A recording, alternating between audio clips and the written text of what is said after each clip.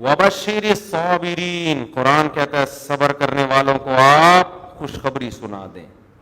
اے اللہ صبر کی ڈیفینیشن کیا ہے؟ کیا مطلب؟ ہمیں رونا آ رہا ہے، ٹینشن ہو رہی ہے، نیند اڑ گئی، تو کیا یہ صبر نہیں ہے؟ اللہ نے اگلی آیت میں صبر کو ڈیفائن کر دیا کہ صبر کی ڈیفینیشن یہ، بس اتنا ہو جائے تو ہم صابرین میں شمار کر لیں۔ وہ صبر کی ڈیفینیشن کیا ہے؟ یہ نہیں ہے کہ رونا نہ آئے، وہ تو غم میں رونا بھی آتا ہے، بعض دفعہ نیند بھی اڑ جاتی ہے انسان کی۔ فرمایا الذین اذا اصابتہم مصیبہ، جب انہیں کوئی مصیبت پہنچتی ہے، قالوا، تو زبان سے کہتے ہیں، دل سے سوچنے کا بھی تذکرہ نہیں کیا کیونکہ وہ غیر اختیاری ہے۔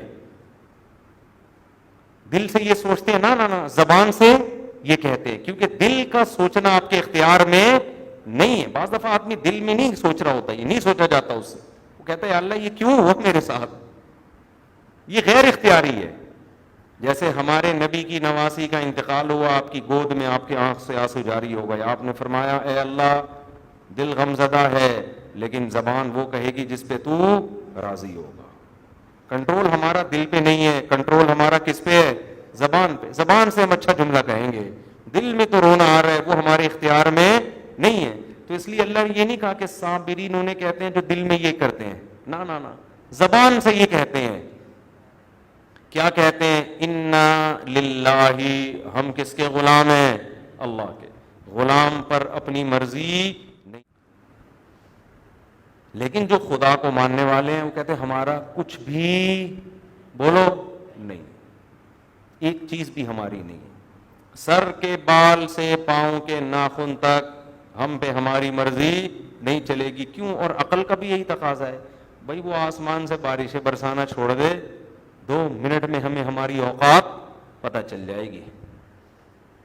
وہ وبائیں بھیج کے مار دے، ان یشاء یذہبکم ویأتی بخلق جدید۔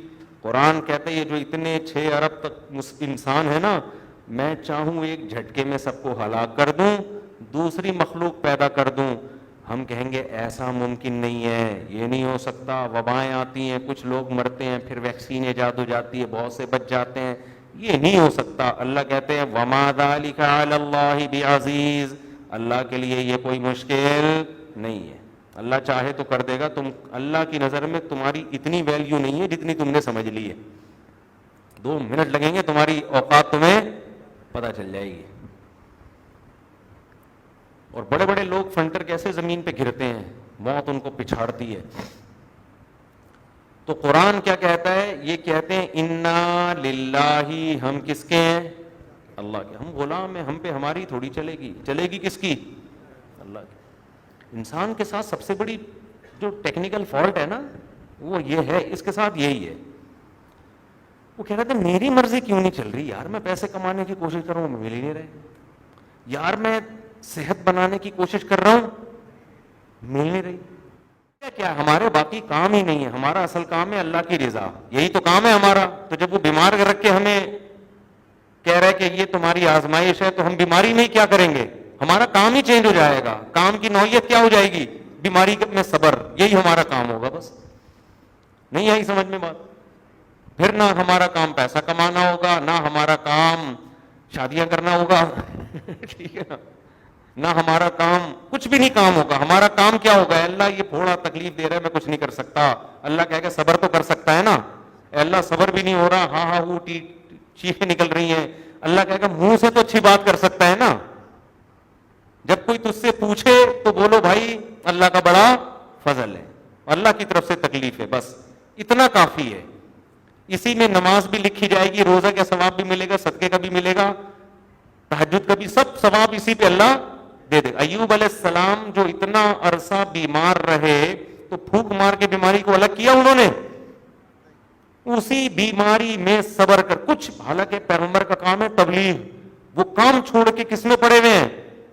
بیماری میں۔ وہ تو کہہ سکتے تھے اللہ میں تو نبی ہوں، نبی کا تو کام لوگوں کو ہدایت دینا، میں کیسے ہدایت دوں، میں تبلیغ کیسے کروں، میں تو اصل مشن میں ہی پیچھے رہ گیا، میں تو بیڈ پہ پڑا ہوا ہوں شدید بیماری میں، طویل عرصہ ہو گیا، میرے بچے مجھ سے ان کی بچوں کی بھی موت واقع ہو گئی اسی بیماری میں، سارا خاندان تباہ ہو گیا ان کا. لیکن ایوب علیہ السلام نے یہ نہیں کہا کہ میرے مشن میں یہ بیماری رکاوٹ بن رہی ہے. بھائی مشن میرا اللہ کی رضا ہے. تو جب وہ اس نے بیماری دی نا, میں نہیں کر سکتا اس بیماری میں تبلیغ, میں بستر پہ پڑا ہوں, تو میرا مشن کیا, میں تبلیغ بھی اللہ کو خوش کرنے کے لیے کر رہا تھا نا. کیا خیال ہے؟ تو اب بیماری میں صبر بھی کس کو خوش کرنے کے لیے کروں گا؟ اللہ کو. اسی میں وہی چیز حضرت ایوب کی فضیلت کا ذریعہ. لاکھوں پیغمبر آئے, قرآن نے سب کے نام ذکر نہیں کیے, سیلیکٹڈ پیغمبروں کے نام ہیں جن میں حضرت ایوب کا بھی بار بار تذکرہ ہے. صرف حضرت دیکھو, ہر پیغمبر کی ایک فضیلت ہے جو اللہ دوسروں کو نہیں دیتا. خاص کوئی کسی وصف میں وہ مشہور ہوتے ہیں پیغمبر. نوح علیہ السلام کا قرآن تذکرہ کیوں کرتا ہے؟ بہت طویل عرصے تبلیغ کی,